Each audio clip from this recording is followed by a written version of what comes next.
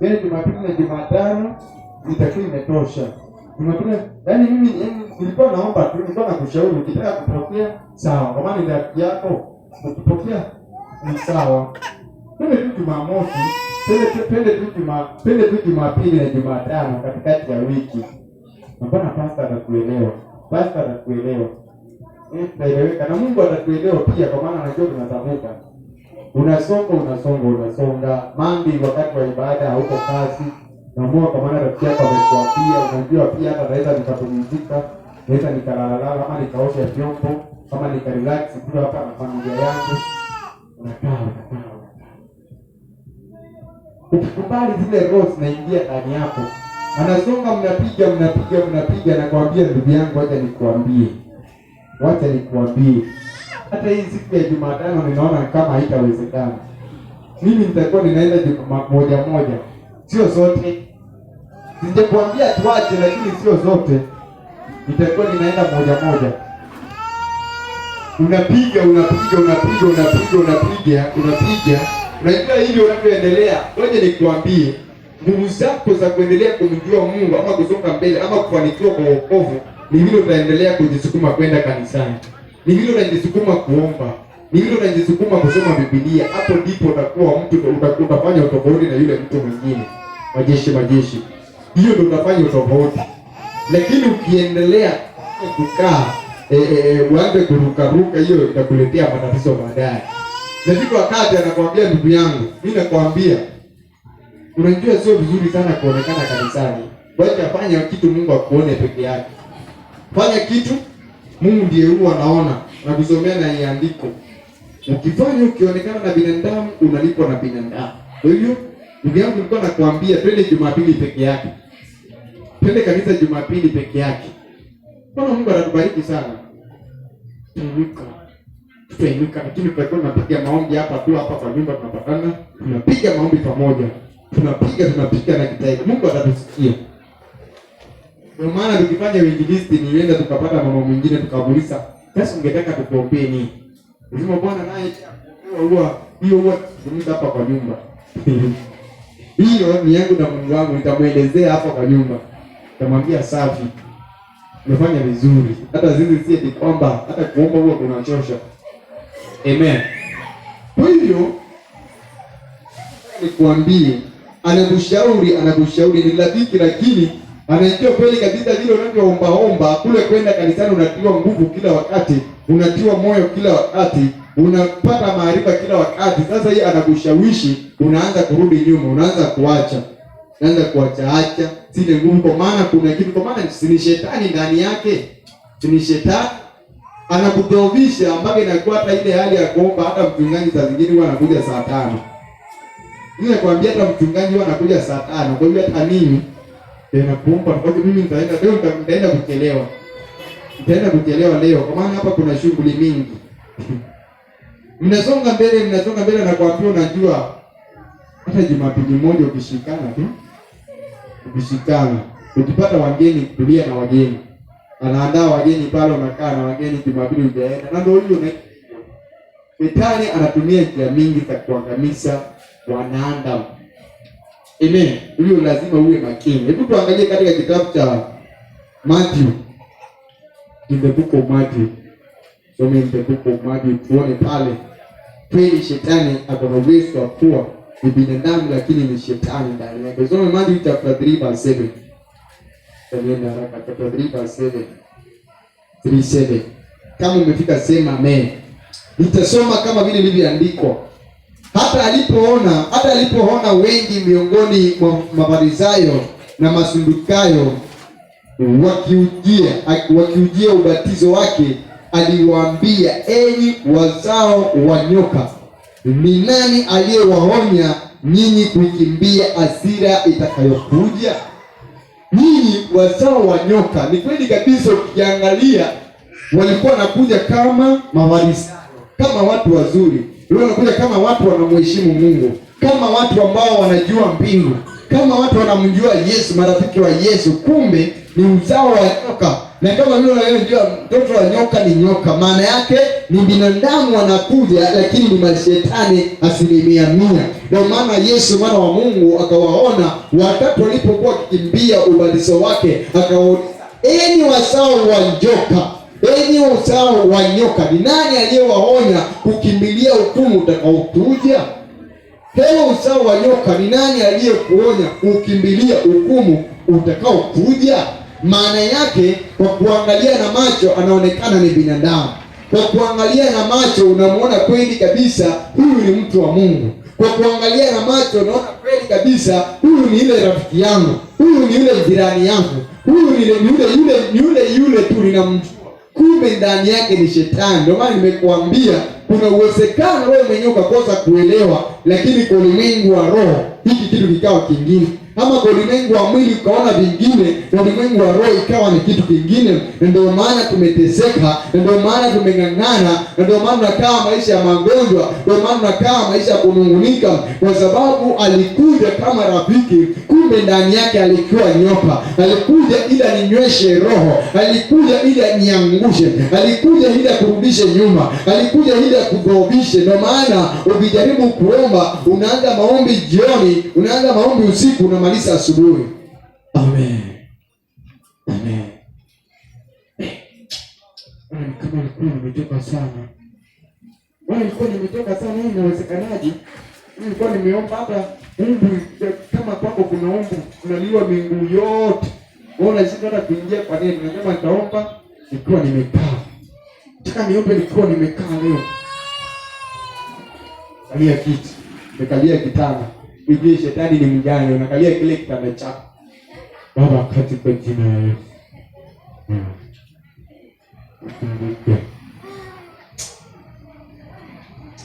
Unastahili kuinuliwa mfalme wa wafalme.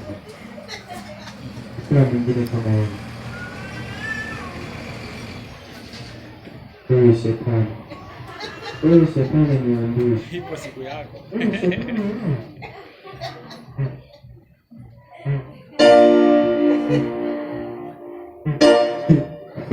Unastukia uko hapo.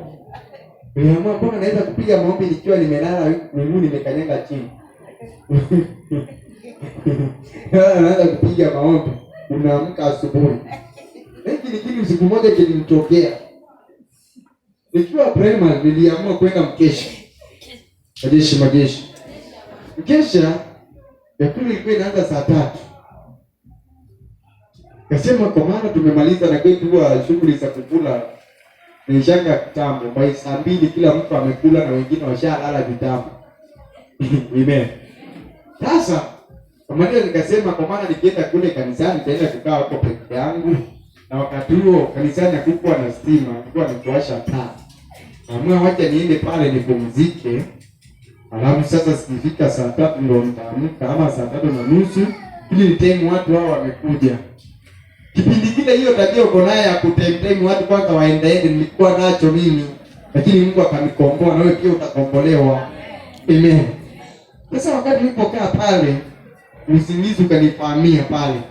Nilikuwa nimelala nimekaa chini na nikalalia kitanda hivi. Nataka nikuambie niliamka hapo saa 10. Nilistuka saa 10.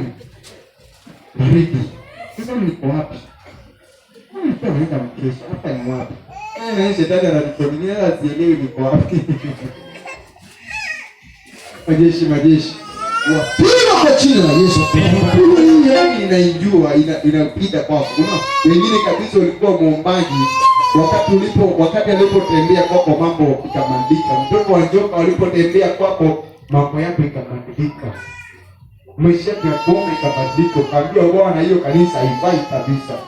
Hiyo kanisa hiyo usiende. Majeshi. Tunaona hapa kwa Biblia uzao wa nyoka. Maana yake wengi wanakuja kama rafiki, kumbe ndani yao ni nyoka. Ili akuume. Anakuja kama rafiki, kumbe ndani yake ni nyoka. Anataka kukuuma, kuangamize. Lakini siku leo tunaenda kuwashughulikia kwa jina la Yesu. Tunaenda kuwafyatua, tunaenda kuwateketeza. Tuangalie katika kitabu cha Isaia. Kitabu cha Isaia. Mkumbuke Isaya chapter 10. Isaya chapter 10. Isaya chapter 10 verse 7. Isaya 10:7. Kama umefika sema amen.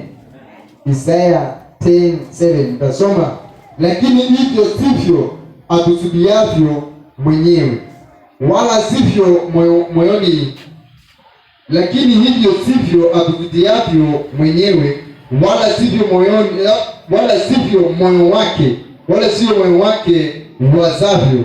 Maana katika moyo wake atusudia kuharibu na kukatalia mali mataifa, wala si taifa moja, wala si mataifa machache, wala si mataifa machache. Anakuja kukushauri, kumbe kila anachokushauri amaanishi. Kuna watu kabisa wanaongea kwa mdomo, lakini kilicho kwa mdomo sio kile kiko moyoni mwake.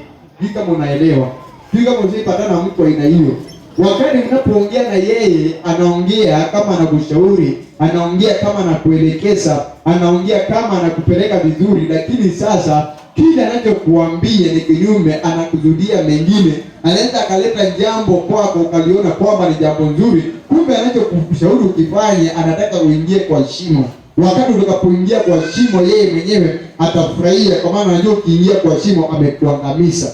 Majeshi jeshi ya Bwana. Hebu angalia historia ya Delila na Samson. Delila alikuja kama marafiki wa karibu, walikuwa wanapeleleza kama rafiki wa karibu. Niambie siri zako ziko wapi? Niambie unanipenda. Niambie nguvu zako ziko wapi? Mimi mkeo. Niambie siri zako, niambie nguvu zako. Jamaa akajaribu kudanganya.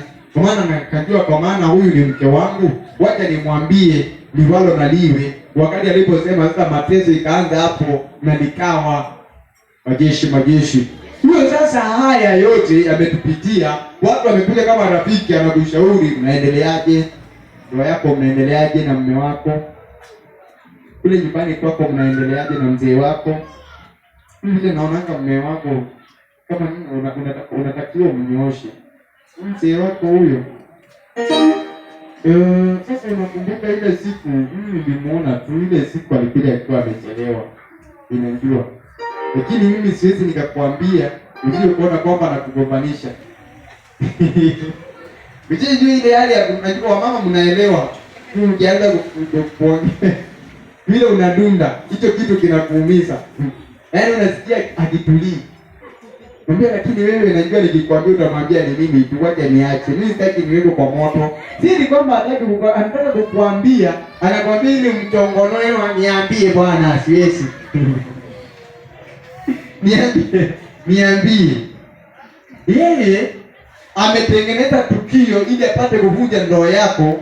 Ametengeneza tukio ili apate kuharibu familia yako, lakini anakuja kwa hiyo njia ida. Ndio maana Paulo alituambia kwa hizi silaha zote za Mungu mpate kuzipinga ila za shetani. Ila ni ukweli uliopigiwa mahesabu. Nakwambia Bwana, huyo mzee wako huyo nilimuona kule kazini, walitoka mapema. Mimi nilimuona kwa lonchi. Nilimuona, lakini wewe hiyo ndio wewe, fuatilia hizo zingine. Fuatilia zingine.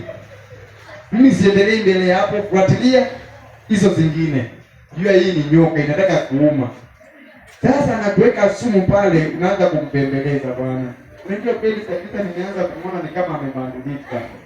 Yaani mimi alikuwa anakuja na siti tu analelea hao watoto wake, alikuwa anawapenda kama nini. Lakini siku hizi hakuna siti. Mtoto anakaribia watoto kama anataka kuwapiga, sielewi yani. Huyu mzee, hebu niambie, unajua kiniambia utanisaidia, nitakaa naye kwa akili. Njia hiyo ni nyoka inataka kuuma. Hiyo nyoka inataka kuuma. Unasikia? Mmeenda kukosana pale kwa nyumba, mtadikana. Anakimbia kwa duka, ananunua samaki ile kubwa. Alikuwa anajiona sana na huyo mzee wake. Nilimaliza. Jeshi. Kwa maana nimekuambia unapaswa kuwa makini sana na watu. Wengine wanakuja kwako ili wapate kukuangamiza. Anakushawishi. Bwana hii ni nzuri. Hata hiyo. Watu hiyo unapata mbele hakuna njia na ukirudi huku kumefungwa kwa hapo katikati. Utafanya nini? Kama kule wakati mwingine tukiwa shule kuna njia, unajua wanafunzi wanapendaka shortcut sana. Na wanafunzi kwa gharama zote wanaweza kuamua kupita kwako hata sasa unajua ilikuwa unapita pita. Naenda pale unapata imefungwa, wanaifunga. Kwa maana huko ndani kule mbele hawezi funga. Kuna watu wengine wanatumia hiyo njia, wanakuja wanaingia kwao. Sasa kwa ile njia ambao mwishoni sasa ndio kwa wale watu ambao hawataki tukipita. Wanafunga hapo. Wewe tuseme sasa umetoka kule, ulikuwa unakimbia kubakisha 30 minutes. Ukienda shule, au umefika pale umepata zezi miweko inatoshana hivi. Unaona sasa kurudi mpaka kule, urudi mpaka jioni ukapata ile njia kule, tena nakula almost 1 hour. Utafanya nini?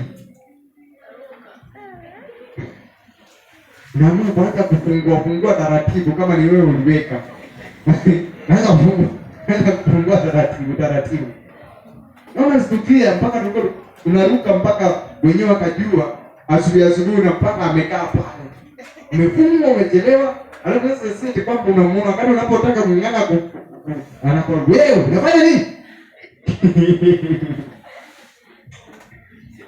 Unafanya nini? Kuja. Anakemea hapo. Unashangaa. Majeshi.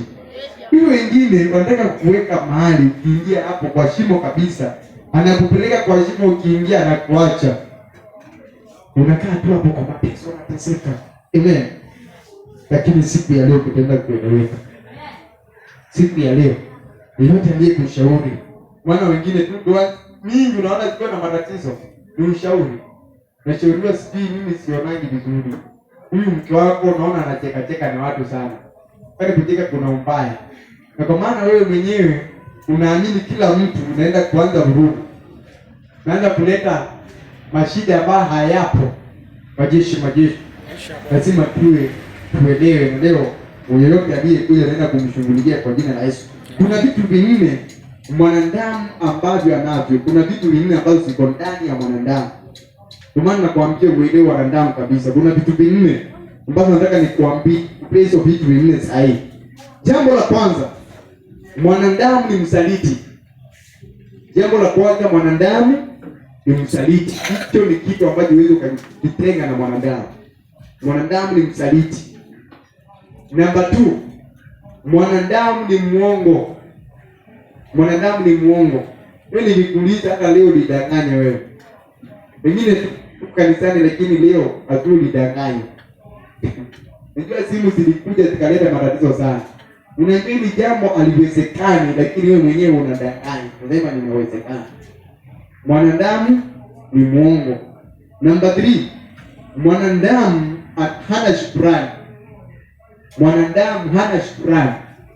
Hakuna shukrani utakayopata kwa mwanadamu. Hata ukimfanyia vizuri namna gani. Ndio maana Biblia inasema ukifanyia mtu kitu usitarajie akulipe vizuri kutoka kwake. Hata wakati Yusufu alipointerpret ndoto za wale majamaa wakiwa gerezani, wakati alipotoka na ikafanikiwa alisahau. Hakukumbuka. Ikabidi Mungu akalete ndoto kwa mfalme ili Yusufu apate kuonekana. Amen. Huyo mwanadamu anataka shukrani. Namba 4, anachoka hawezi kukuvumilia. Mwanadamu huwa anachoka hawezi akakuvumilia.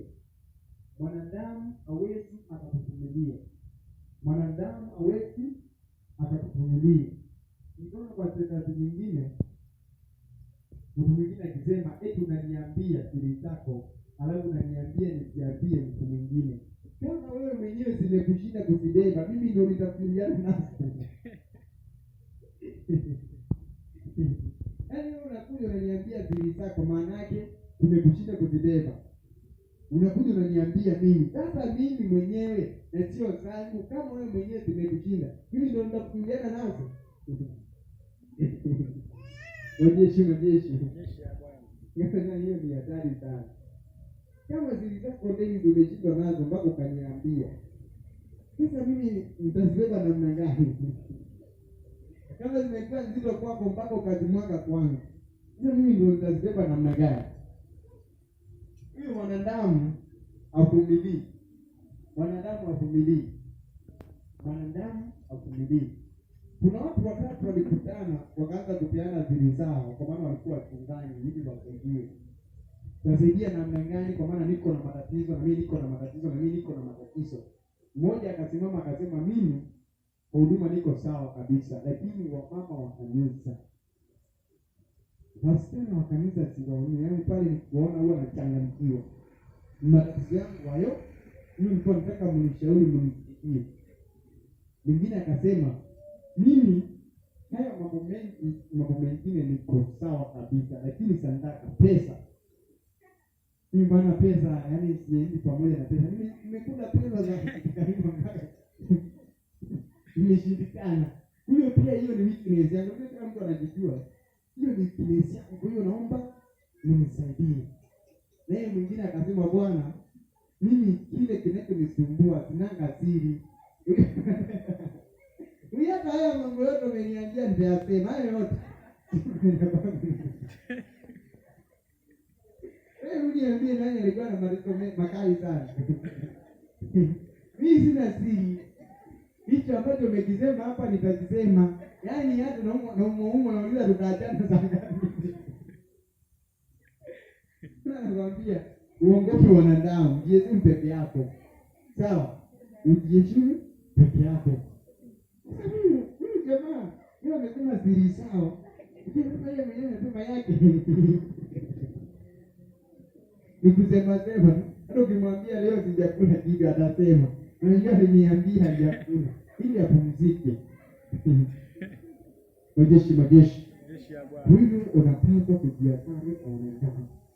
Hizo vitu vingine hazikosekani kwa wanadamu. Ni wasaliti, ni waongo, hawana shukrani, hawezi wakakuvumilia wewe. Hawezi wakavumilia. Hiyo ni kuwa makini sana. Na wale watu tunaoingiliana na wao, wale wengine wanakuja kuharibu. Amen. Tuangalie katika kitabu cha Ayubu, nataka tusome hicho hivi tusimame tupige maombi. Tuteketezo tushughulikie hao walioleta matatizo kwa familia yetu. Job chapter 16. Ayubu 16 mstari ule wa 2. Job 16 verse 2. Kama umefika sema amen. Nitasoma kama vile lilivyoandikwa. Nimesikia maneno mengi mfano wa hayo. Ninyi nyote ni wafariji wenye kutaabisha. Huyu ni Ayubu anaongea baada ya wale wanaume watatu kumtembelea kwenda kumfariji baada ya pigo la shetani. Lakini unaona hata kama walienda kumfariji, yeye aliwaambia, nimesikia maneno mengi ya kufanana na hayo. Nimesikia mashauri mengi yanayofanana na hayo yenu ambao mmeniletea, lakini haya yote ni ya kutaabisha. Nataka kutaabisha ndoa yangu, nataka kutaabisha mchumba wangu, nataka kutaabisha huduma yangu, nataka kutaabisha wanangu, nataka kutaabisha familia yangu. Kwa hiyo nipishe. Unaweza kufikiri wengine nikwambie kama Ayubu, lazima uwe makini. Niondokee sije nikapita na wewe. Mmoja anaweza kuja kwako akakwambia vitu, anakuambia kitu. Ndio Bwana, unajua sasa hiki na kile na unatakiwa nakuletea mpaka anakushauri unatakiwa kufanya kile na kile, ni kama ninaambia. Baada ya kufanya hicho unapata mambo inaharibika. Sasa mbona niliacha taratibu zingine na mbona zingine nimeziona? Hii imetokea wapi? Kwa sababu gani? Alitembea, rafiki aliingia. Hebu simama tuwapige au marafiki waleta matatizo kwa maisha yako. Sasa kila mtu asimame. Kama uko na uwezo wa kusimama. Amen. Sema kwa jina la Yesu. Mungu Baba, siku ya leo nakuja mbele zako. Natubu dhambi zangu. Naomba unisamehe. Nitakase. Naomba unisafishe kwa damu yako iliyomwagika msalabani. Katika jina la Yesu. Nisafishe Bwana. Nitakase Bwana. Katika jina la Yesu.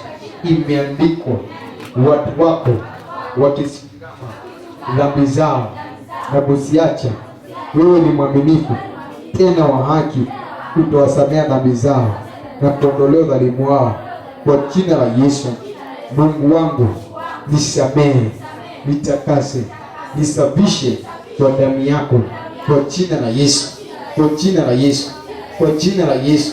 Kuanzia sasa ninaingia kwa ulimwengu wa roho, nafanya vita na falme zote, nafanya vita na majoka wote, nafanya vita na mashetani waliokuja kwangu kupitia rafiki zangu, kwa jina la Yesu. Yeyote aliyekuja kwangu kama rafiki ili aniangamize, ili anitese, siku ya leo namfahamia kwa jina la Yesu, ninampiga kwa jina la Yesu, namteketeza kwa jina la Yesu, kwa jina la Yesu, kwa jina la Yesu.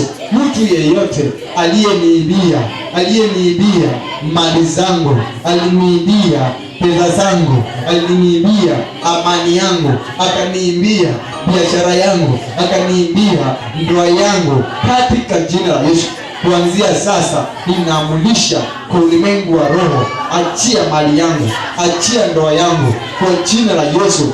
Mkono wa kuzimu ulionyoshwa kwa familia yangu, siku ya leo ninaukata, siku ya leo ninaukata kwa jina la Yesu, kwa jina la Yesu, kwa jina la Yesu. Ninakata mkono wa kuzimu, ninakata mkono wa kuzimu, ninakata mkono wa kuzimu, ninakata mkono wa kuzimu.